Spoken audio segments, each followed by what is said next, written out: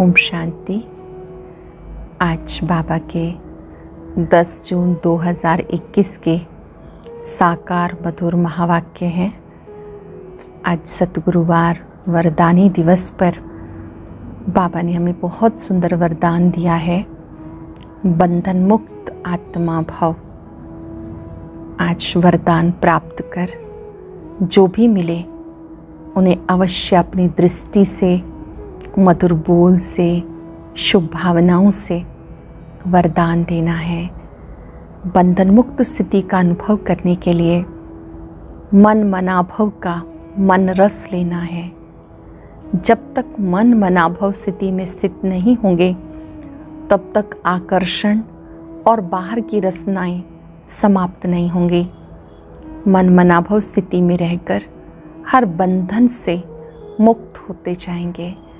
आकर्षण से मुक्त स्थिति में ही अतीन्द्रिय सुख समाया हुआ है।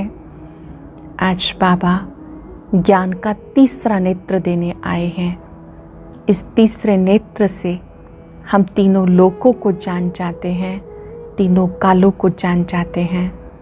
अमर बाबा अमर कथा सुना रहे हैं। ये सत्यनारायण की कथा भी है, ये तिजरी की कथा भी है। तिजरी की कथा अर्थात तीसरा नेत्र प्राप्त करने की कथा। इस तीसरे नेत्र के द्वारा हम मूल वतन, सूक्ष्म वतन, स्थूल वतन को जान जाते हैं। बाबा ने कहा, आप जैसा त्रिकालदर्शी कोई और नहीं है। रूहानी बाप रूहों को बैठकर समझाते हैं। कल्प में एक बार रूहानी बाप आते हैं और हम रूहानी बाप के बन जाते हैं। बाबा आकर के बच्चों को याद दिलाते, अब देह अभिमान छोड़ो, देही अभिमानी बनो। मैं ये करता हूँ, मैं पढ़ता हूँ, इस देह भान से मुक्त होकर देही अभिमानी बनो। ये देही अभिमानी बनने की पढ़ाई इसी समय हम पढ़ते हैं और इसी के आधार पर वर्षा मिलता है। ये यज्ञ भी है, ये पाठशाला भी है, ये कॉलेज भी है। मनुष्य यज्ञ रचते हैं। कोई यज्ञ रचते हैं, गीता यज्ञ, रामायण यज्ञ, ये है रुद्र ज्ञान यज्ञ। गीता ज्ञान दाता स्वयं आकर ज्ञान देते हैं और इस रुद्र यज्ञ में पुरानी दुनिया स्वाह हो जाती है। अब यहाँ पर किसी भी चीज़ से प्रीत नहीं लगानी, क्योंकि सब कुछ विनाशी है। अमर बाबा अमरपुरी में ले जाने के लिए आए हैं। बाबा कहते बहुत खुशी होनी चाहिए कि इस समय आकर के वो हमारे मात पिता बने हैं। गाते हैं तो मेव मातस्य पिता। निराकार बाबा ब्रह्मा के द्वारा ब्राह्मणों को रचते हैं और फिर ब्राह्मण ही देवता बनते हैं। जब तक ब्राह्मण नहीं बनेंगे, अच्छी रीति पढ़ेंगे नहीं, तो ऊंच पद नहीं हो सकता। आत्म अनुभूति कराते बाबा ने कहा, छोटी सी बिंदी आत्मा भ्रिकुटी में रहती है, पार्ट बजाती है, बिना दिव्य दृष्टि के उसे देखा नहीं जा सकता। छोटी सी बिंदी में 84 जन्मों का अविनाशी पार्ट है। आधा कल्प जिस बाप को पुकारा, अब वो बाबा आया है तो उन्हें बहुत बहुत प्यार से याद करना है। आज हम चलते फिरते इस सुंदर अनुभूति में रहेंगे कि मैं बंधन मुक्त आत्मा हूँ। मुझे मन मनाभव स्थिति में रहना है। अब सुनते हैं मुरली विस्तार से। बाबा कहते, मीठे बच्चे, अमर बाबा आया है तुम्हें ज्ञान का तीसरा नेत्र देने। अमर बाबा आया है तुम्हें ज्ञान का तीसरा नेत्र देने। अब तुम तीनों कालों, तीनों लोकों को जानते हो। क्वेश्चन है, रूहानी बाप रूहों को वर्षा किस आधार पे देते हैं? रूहानी बाप रूहों को वर्षा किस आधार पे देते हैं? पढ़ाई के आधार पर। जो बच्चे अच्छी रीति पढ़ते हैं, देह अभिमान को छोड़ देही अभिमानी रहने का पुरुषार्थ करते हैं उन्हें ही वर्षा मिलता है। जो देहाभिमान छोड़कर देही अभिमानी सोल कॉन्शियस बनने का अभ्यास करते हैं, उन्हें ही वर्षा मिलता है। लौकिक बाप सिर्फ बच्चों को वर्षा देते, पारलौकिक बाप का संबंध रूहों से है, इसलिए रूहों को वर्षा देते हैं। गीता भोलेनाथ से निराला कोई और नहीं, गौरीनाथ से निराला कोई और नहीं। ओम शांति। रूहानी बच्चे रूहानी बाप से अमर कथा सुन रहे हैं। रूहानी बाप जब कहते हैं तो गुणों का सागर बाबा बुद्धि में याद आ जाए। जो जो सुनेंगे वैसा वैसा चित्र बनाते जाएंगे।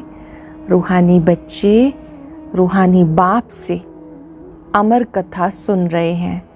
इस मृत्यु लोक से अमर लोक में जाने के लिए, निर्वाण धाम को अमर लोक नहीं कहा जाता, अमर लोक जहाँ तुम अकाले मृत्यु को नहीं पाते हो, इसलिए उनको अमर लोक कहा जाता।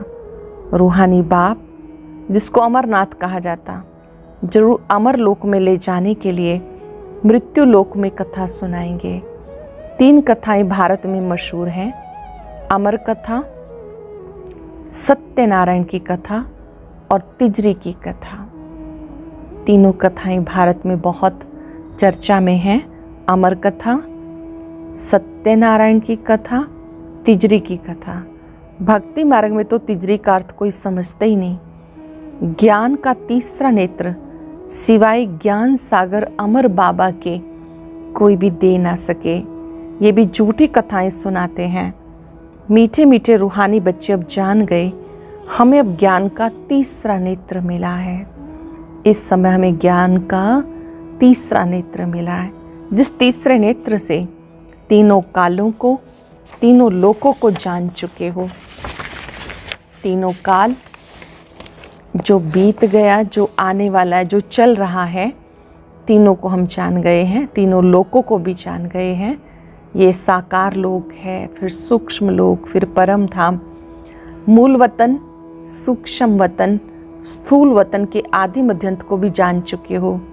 इसलिए बच्चे अपने को त्रिकालदर्शी भी समझते हैं। तो मीठे मीठे बच्चों बिकर सृष्टि में कोई त्रिकालदर्शी नहीं होता। तीनों कालों अर्थात सृष्टि के आदि मध्यंत को नहीं जानते। मूल वतन, सूक्ष्म वतन, स्थूल वतन को बहुत जानते हैं, परंतु तीनों कालों के आदि मध्यंत को कोई नहीं जानते। अब मीठे मीठे रूहानी बच्चे रूहानी बाप से सुन रहे हैं। मीठे मीठे रूहानी बच्चे रूहानी बाप से सुन रहे हैं। हम उनके बच्चे बने हैं। एक ही बार तुम रूहानी बच्चों को रूहानी बाप मिला है। वो रूहों को पढ़ाते हैं और सब देह अभिमानी होने के कारण कहते, मैं ये पढ़ता हूँ, मैं ये करता हूँ। देह अभिमान आ जाता है। अब इस संगम पर रूहानी बाप आकर रूहानी बच्चों को कहते हैं, बच्चे अच्छी रीति पढ़ो। रूहानी बाप क्या कहते हैं? अच्छे से अंडरलाइन करेंगे, अच्छी रीति पढ़ो। अच्छी रीति पढ़ने का अर्थ है रेगुलर पढ़ना, अटेंशन से पढ़ना, सुनते समय अपने मन बुद्धि को एकाग्र होकर के फिर सुनना। बाप से हर बच्चा वर्षा लेने का हकदार है, क्योंकि सब रूहानी बच्चे हो ना। लौकिक संबंध में सिर्फ बच्चा वर्षे का हकदार बनता।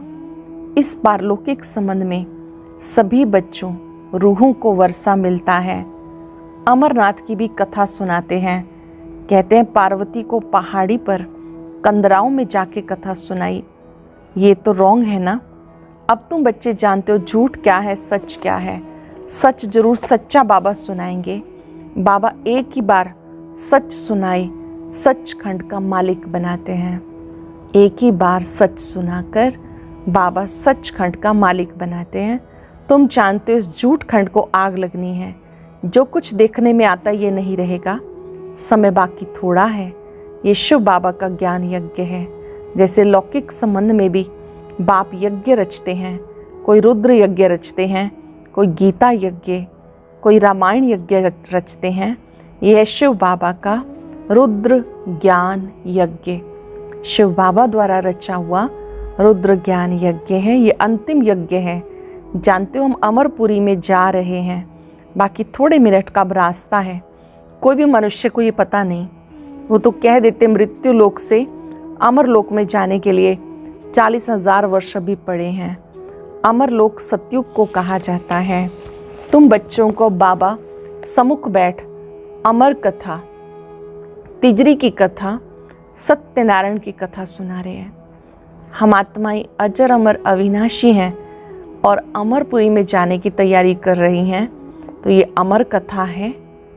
तीसरा नेत्र मिला, इसलिए तिजरी की कथा भी कहते हैं। इसी से हम नर से नारायण बन जाते हैं, नारी से लक्ष्मी बन जाते हैं। बाबा कहते हैं तीनों कथाएं इस समय आप सुन रहे हो। भक्ति में क्या क्या होता है वो तो देखा। भक्ति मार्ग का कितना विस्तार है। जैसे झाड़ का बड़ा विस्तार होता, वैसे भक्ति का भी बड़ा कर्म कांड का झाड़ है। यज्ञ, व्रत, नेम, जप, तप कितना करते। इस जन्म के भक्त बहुत बैठे हैं। मनुष्यों की वृद्धि होती रहती। तुम भक्ति मार्ग में आए हो, तब से दूसरे धर्म स्थापन हुए। हर एक का अपने धर्म से कनेक्शन है। हर एक की रस्म रिवाज अलग है। भारत अमरपुरी था और अब मृत्यु लोक है। तुम आदि सनातन देवी देवता धर्म वाले थे, परंतु अब पतित होने के कारण अपने को देवता कहला नहीं सकते। ये तुम्हें भूल गया कि हम 100 देवता थे। ये बात भूल गए, हम ही देवी देवता थे। जैसे कहते क्राइस्ट ने हमारा धर्म स्थापन किया तो हमारे क्रिश्चियन चले आए। ऐसे नहीं कि यूरोपियन धर्म के हैं। वैसे तुम हिंदुस्तान में रहने वाले अथवा भारत में रहने वाले देवी देवता धर्म के हो, परंतु अपने को देवता कहला नहीं सकते। समझते हम तो नीच, पापी, कंगाल, विकारी हैं। भक्ति मार्ग में मनुष्य दुखी होते हैं तो बाबा को पुकारते हैं। ये सिर्फ तुम ब्राह्मण बच्चे जानते हो कि जिस बाप को पुकारते आए वो हमें बेहद का वर्षा देने के लिए अमर कथा सुना रहे हैं। अब तक जिन्हें पुकार रहे थे, अब वो बाबा आकर हमें अमर कथा सुना रहे हैं। हम अमरपुरी के मालिक बनने वाले हैं। अमरपुरी को स्वर्ग कहा जाता। तुम कहेंगे हम स्वर्गवासी बनने के लिए पुरुषार्थ कर रहे हैं। कलयुग में मनुष्य मरते हैं तो कहते स्वर्गवासी हुआ। अब उसने कोई स्वर्ग में जाने के लिए पुरुषार्थ थोड़े ही किया। तुम तो पुरुषार्थ कर रहे हो अमरपुरी बैकुंठ में जाने के लिए। पुरुषार्थ कराने वाला कौन है? अमर बाबा, जिसे अमरनाथ कहते हैं। इस यज्ञ को पाठशाला भी कहा जाता है। दूसरे कोई पाठशाला को यज्ञ नहीं कहा जाता। यज्ञ अलग रचे जाते जिसमें ब्राह्मण लोग बैठ मंत्र पढ़ते हैं। बाबा कहते तुम्हारा कॉलेज भी है, यज्ञ भी है। ये कॉलेज भी है जहाँ पढ़ रहे हो, यज्ञ भी है, दोनों इकट्ठे हैं। जानते हो इस ज्ञान यज्ञ से विनाश ज्वाला प्रज्वलित हुई है। इसमें सारी दुनिया स्वाह हो जानी है, फिर नई दुनिया बननी है। इसका नाम ही है महाभारत लड़ाई। इस जैसी लड़ाई और कोई होती नहीं। कहते युद्ध में मुसलों से लड़ाई हुई, तुम्हारे साथ लड़ाई तो है नहीं। इसको महाभारत लड़ाई क्यों कहते हैं? भारत में एक ही धर्म होता है ना, मौत तो बाहर है, यहाँ लड़ाई की बात नहीं। बाबा समझाते तुम्हारे लिए नई दुनिया चाहिए तो जरूर पुरानी दुनिया का विनाश होगा। नई दुनिया चाहिए तो जरूर पुरानी दुनिया का विनाश होगा। तुम बच्चों की बुद्धि में विराट रूप का सारा ज्ञान है। ये भी समझते हो जो कल्प पहले आए थे वो ही आएंगे देवी देवता बनने के लिए।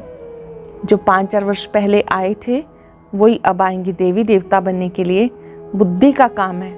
हम जितने ब्राह्मण बने हैं फिर देवता बनेंगे। प्रजापिता ब्रह्मा भी गाया हुआ है। परम पिता परमात्मा ब्रह्मा द्वारा मनुष्य सृष्टि रचते हैं, इसलिए ब्रह्मा को प्रजापिता कहते हैं। परंतु कैसे और कब रचते हैं ये कोई भी नहीं जानते। कैसे शिव बाबा ब्रह्मा द्वारा नई सृष्टि रचते हैं ये बात कोई नहीं जानते। क्या शुरू में मनुष्य नहीं है जिनको रचते हैं? बुलाते हैं पतित पावन आओ। तो जब मनुष्य पतित होते हैं तब बाबा आते हैं। दुनिया को बदलना है। तुम्हें बाप नई दुनिया के लायक बनाते।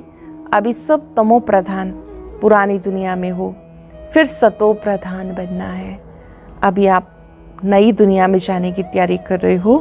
बाबा कहते अभी सब तमो प्रधान है, फिर सतो प्रधान बनना है। बाबा ने समझाया हर एक मनुष्य मात्र को, हर चीज को सतो रजो तमो में आना ही है। दुनिया नई से पुरानी जरूर होती है, कपड़ा भी नया पहनते हैं फिर पुराना होता है। तुम्हें ज्ञान मिला, सच्ची सत्यनारायण की कथा अब तुम सुन रहे हो। इस समय सच्ची सच्ची सत्यनारायण की कथा सुन रहे हो। गीता है सर्वशास्त्र शिरोमणि, बाकी हैं उनके बाल बच्चे। जैसे ब्रह्मा की वंशावली वैसे गीता है मुख्य। ऊंच ते ऊंच माँ बाप, बाकी हैं बच्चे। अभी माँ बाप से वर्षा मिल सकता है, बाकी कितने भी शास्त्र पढ़े, कुछ भी करें, वर्षा मिल ना सके करके जो शास्त्र पढ़ते हैं उनकी बहुत कमाई होती है। वो हो गया अल्पकाल के लिए। यहाँ तुम बच्चे सुनते हो, कितनी कमाई जमा करते हो 21 जन्मों के लिए। विचार करो, यहाँ पर जो प्राप्त कर रहे हो ये भविष्य 21 जन्मों के लिए जमा कर रहे हो, सच्ची कमाई। सतयुग के 8 जन्म, त्रेता युग के 12 जन्म, एक संगम युग का। वह एक सुनाएंगे, सब उनको पैसे देंगे। यहाँ बाबा तुम बच्चों को सुनाते हैं, तुम 21 जन्म के लिए कितने साहूकार बन जाते हो। एक जन्म के लिए नहीं, 21 जन्मों के लिए साहूकार बनते हो। वहाँ सुनाने वाले की जेब भरती है। भक्ति आदि करना प्रवृत्ति मार्ग वालों का काम है, तुम हो प्रवृत्ति मार्ग वाले। जानते हो स्वर्ग लोक में हम पूज्य थे, नहीं तो 84 जन्मों का हिसाब कहाँ से आए। यह रूहानी ज्ञान जो सुप्रीम रूह ज्ञान सागर से मिलता है। पतित पावन बाप सबका सदगति दाता है। हम बच्चों को अमर कथा सुना रहे हैं। जन्म जन्मांतर झूठी कथा सुनते आए, अब सच्ची कथा सुनकर तुम 16 कला संपूर्ण बन जाते हो। सच्ची कथा सुनते हो तो 16 कला संपूर्ण बन जाते हो। चंद्रमा को 16 कला संपूर्ण कहा जाता, सूर्य के लिए नहीं कहते।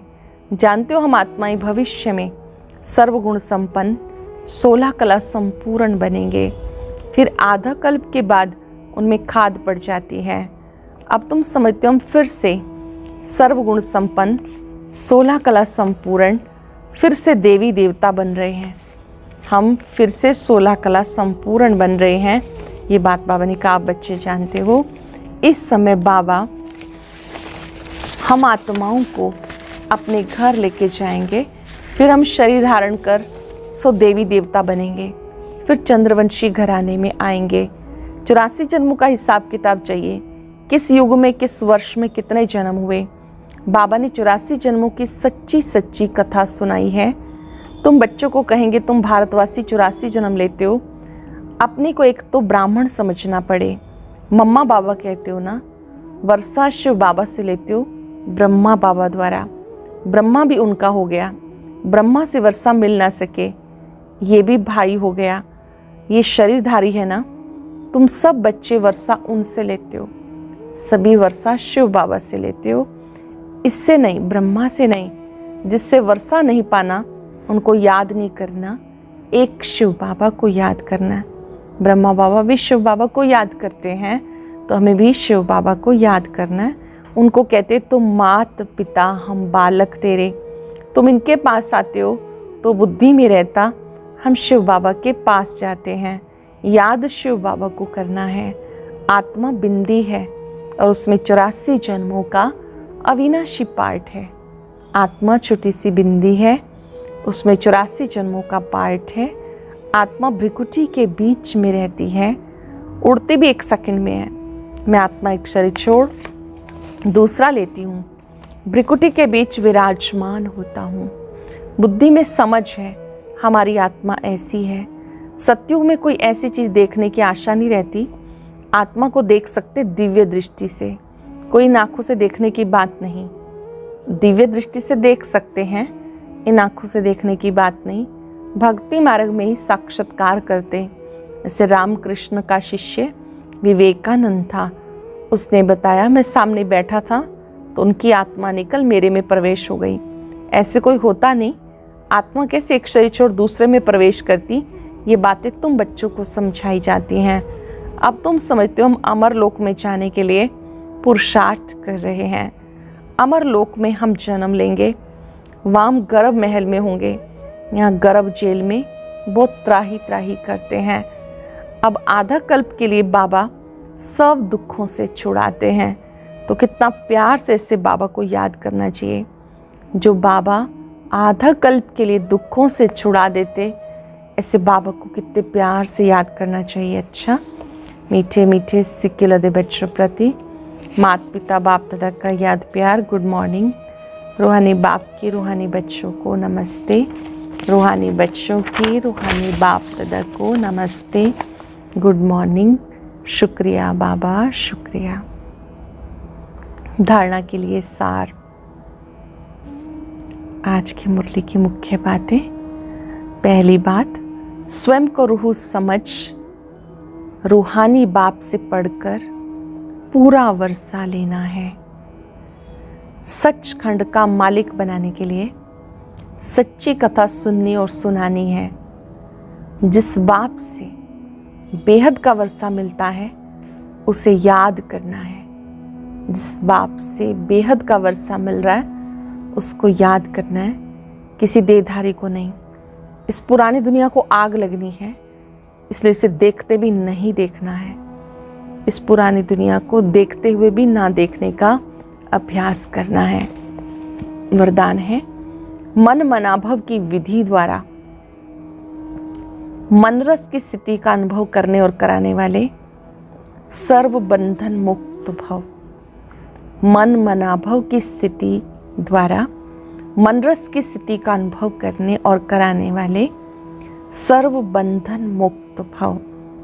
जो बच्चे लोहे की जंजीरें और महीन धागों के बंधन को तोड़ बंधन मुक्त स्थिति में रहते हैं, वो कलयुगी स्थूल वस्तुओं की रचना व मन के लगाव से मुक्त हो जाते हैं। जो बच्चे लोहे की जंजीरें और महीन धागों के बंधन को तोड़कर बंधन मुक्त स्थिति में स्थित रहते हैं, वो कलयुगी स्थूल वस्तुओं की रचना व मन के लगाव से मुक्त हो जाते हैं। उन्हें देह अभिमान व देह के पुरानी दुनिया की कोई भी वस्तु जरा भी आकर्षित नहीं करती है।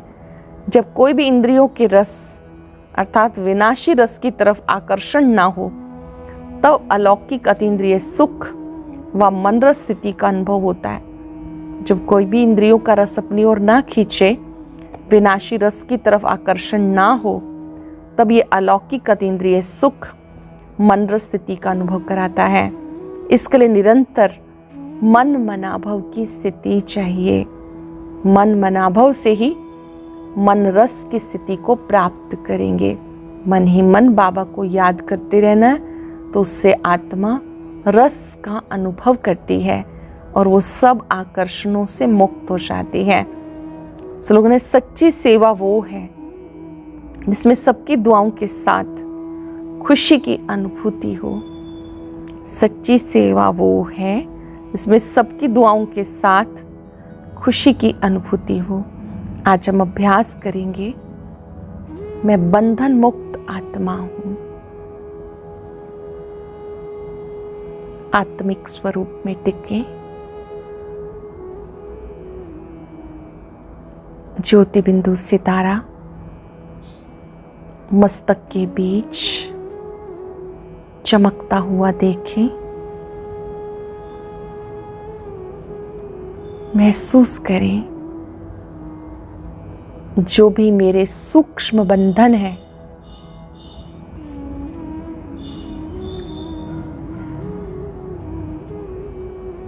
छोटे छोटे धागे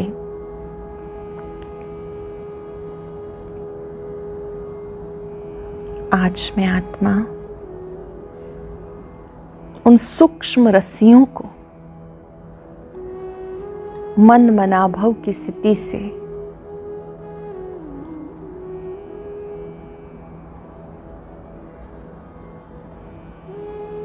दूर करने में सक्षम हूं।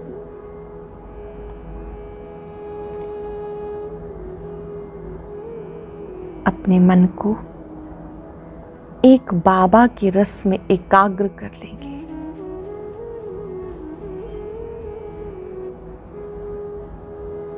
बाबा की शक्तियां मुझे मन रस प्रदान कर रही हैं। मैं बंधन मुक्त आत्मा हूं।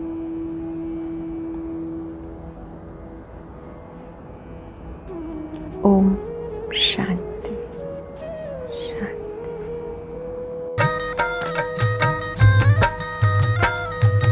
अदृश्य है खोल चक्षु तो देखो, अस्तित्व उनका महसूस होगा। अदृश्य है खोल चक्षु तो देखो, अस्तित्व उनका महसूस होगा। मिलो उनको ब्रह्मोतन में, महका लो मन की बेला। थामो इस वेग को, जगा लो विवेक, सारे जग का कर्णधार हो। मुरली की तान बज रही हो, मुरली की तान बज रही